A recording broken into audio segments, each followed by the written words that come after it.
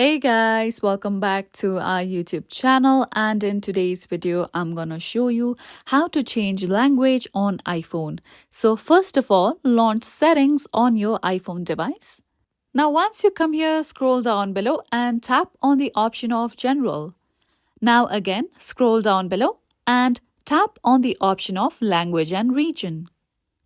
Now over here, in order to change language, you have to tap on the option of Add Language. Now select any language according to your choice. I'm going to select the option of English UK.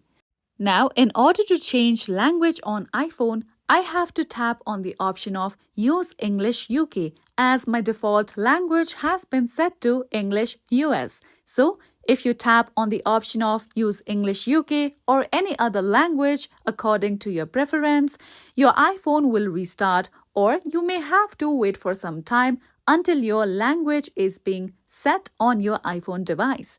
So follow these easy steps and you will be able to change language on your iPhone.